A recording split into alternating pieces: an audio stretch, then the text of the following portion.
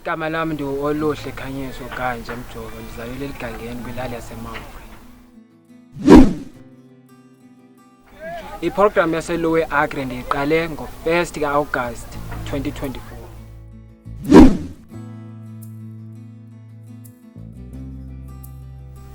Ubomi bam before ndijoyine i-learnership yakwaLubi bekunzima kakhulu because bendingakwazi ukwenza ends meet for endlini.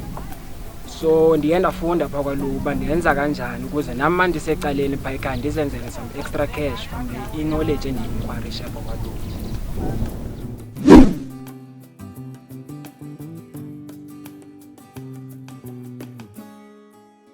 Izikills endizifundile kwaLowe Agri ndifundile ukuba kunjani ukusebenzisana nabantu, kunjani ukuphatha isityalo, kwintoni edingekayo uba uwengeze i-production yakho kwezi zityalo ozityalile.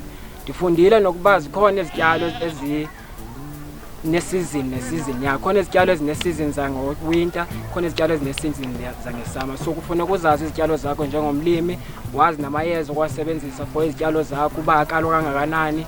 Kube ne-workshop for abantu abakusebenzelayo if bakhona abantu abakusebenzelayo if lo company yakho inkulu.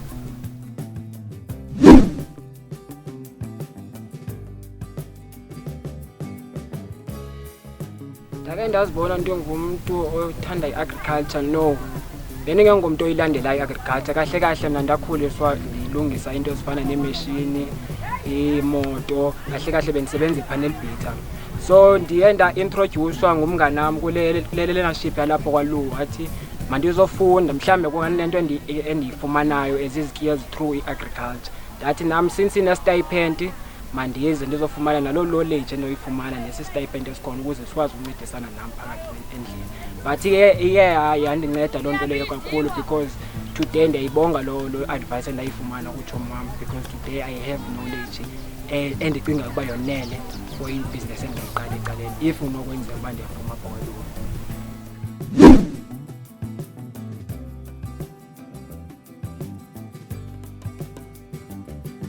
Ii-challenges ezinganadibana nazo apha kule learnership was the lack of resources besinazo. We have to strive for i-resources masithetha nabantu abaphathi bethu. Bona bayayifuna i-production, siyayenza futhi i-production for ixesha elithile. The-quality of izityalo esinazo noko zihle, but iyona nto besihlupha kakhulu kuba sifumane izixhobo zoba sizisebenzise egadini namanzi kuyona nto besiyisokolela kakhulu apha kule agriculture yethu esinayo, kule learnership esinayo apha eBhekile Mhlophe Agricultural School.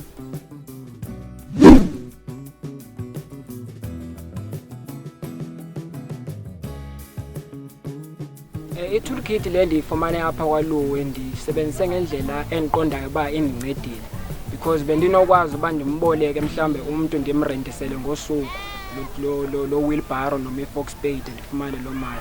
Bendikwazi nokuziqalela igadi yam, isitiya sam phaa endlini endiqondayo uba noko sihamba kakuhle ngendlela endibona ngayo. Ndingatsho uba i-toolkit yalapha kwaLowe indincede kakhulu because ibinazo zonke izixhobo endizidingayo for igadi nesityalo uba ndingasilungiselela kanjani uba sikhule kakuhle.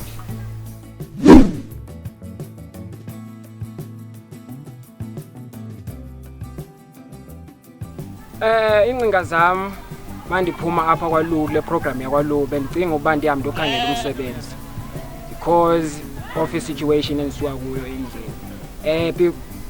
Mase ndiwufumele lo msebenzi ndingaqhubeleka phambili, ndiqhubeleke nezifundo zam while least ndikwazi nokubeka isonka etafileni endlini. So ndi-right neprogram yakwaLowe, ndiyayithanda kakhulu into endiyifumene kwa-agriculture ne-knowledge endiyifumene, ingaske ndenze kakhulu uba ndifunde way beyond le nto esendiyifumene apho kule learnership.